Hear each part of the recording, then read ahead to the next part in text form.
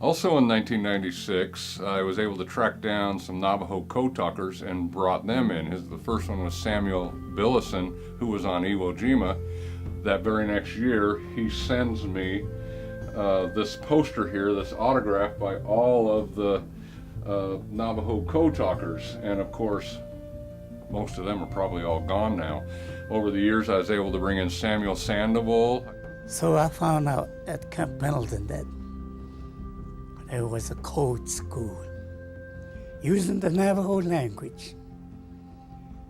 Let me remind you, this Navajo language is not the everyday language. Like if I want to speak to my wife Navajo, it's entirely different.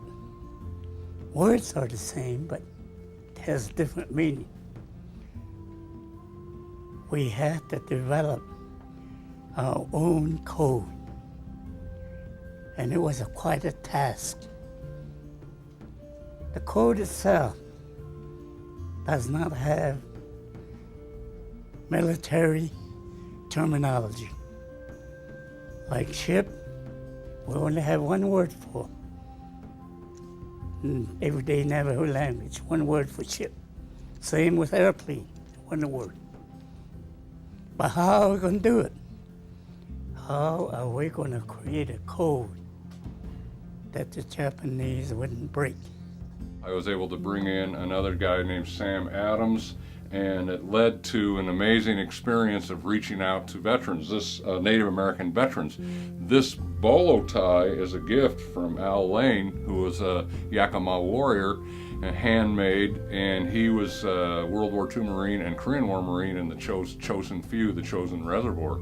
So as we come over here, we also have a picture of the Blackfeet veterans from Montana.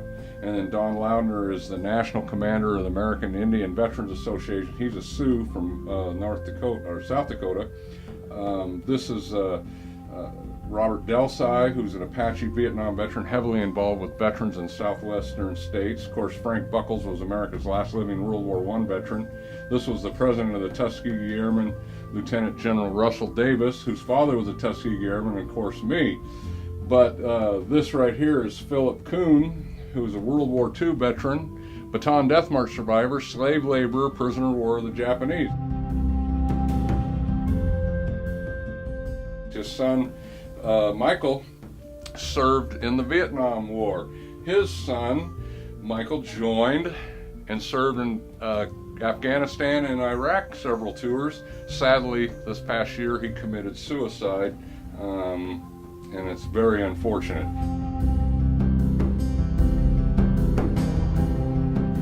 This is Alex Matthews, who's speaking between President Clinton, and there's Hillary Clinton. Look at that, way back then.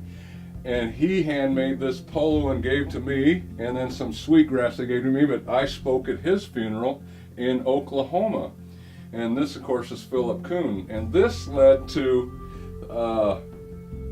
when I spoke at his funeral on the Comanche Reservation in Oklahoma, there was probably 1,000 Native Americans there, all different tribes, veterans from all different tribes. And I said, where's all the white military people? There's an army base just down the road. Where are they? And this lady turned around in her 90s and she said, it's all right. They've never honored or recognized us, and they never will. But we've always honored and recognized our warriors, and we will continue to do so. After speaking at Alex Matthews' funeral service in the gymnasium where there was over 1,000 Native Americans in attendance, Alex, of course, was a World War II veteran, Pawnee Indian, Bataan Death March survivor, Hell Ship survivor, slave labor survivor, POW of the Japanese.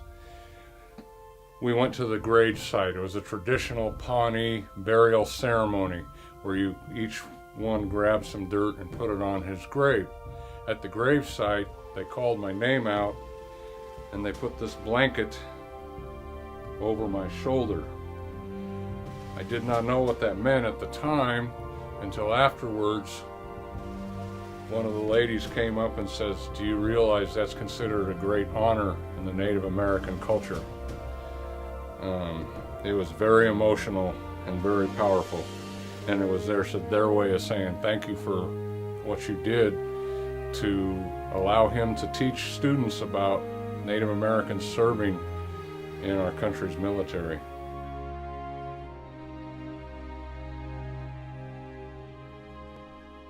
I wondered about it.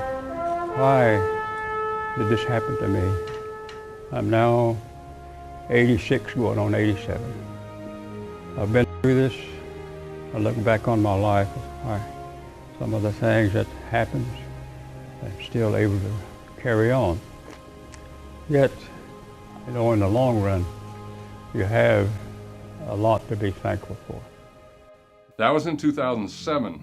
The very next year, I brought in 33 different tribes from 8 different states and 111 Native American veterans from all over, and that led to some amazing friendships. For example, the Blackfeet veterans, and these are the gifts that they have given me.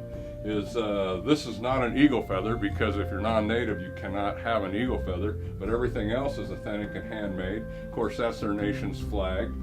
This is a gift from one of their veterans. It's a handmade old weapon from hundreds of years ago. Then Walter Running Crane, a Silver Star recipient, Purple Heart recipient of Vietnam, handmade that pipe and gave to me. And so it's just been, this last year, the Seminoles, veterans from Oklahoma, presented me with this handmade vest. Beautiful. And handmade what we call lacrosse, which of course was a Native American game, and this stuff. And he said it's a brutal physical game, that there's broken bones and broken noses. It's violent. But what I've learned is that these Native American veterans and the people are the most giving, most compassionate, most loving people I've ever met. And I've been to some of their places. I've been to the reservation at Browning, Montana. I've been to the reservation down at Gila River. Third world poverty. They have nothing. And it's really a travesty, but I just amazing people. I'm so grateful I got to meet them. Another one was a good friend, was a Sioux Indian, Korea, and the Vietnam veteran.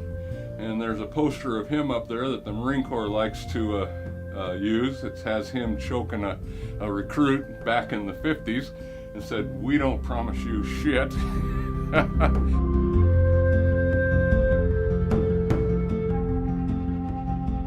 Here's a hat from the Blackfeet veterans, the National American Indian Veterans Association, the Comanche veterans.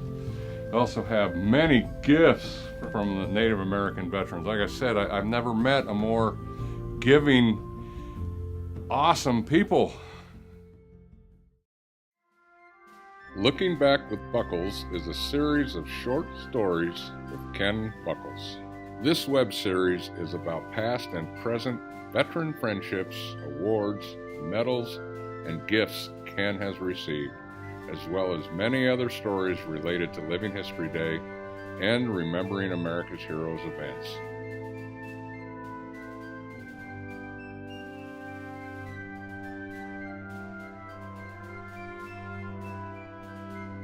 To find out more or to watch another short story, visit backwithbuckles.com.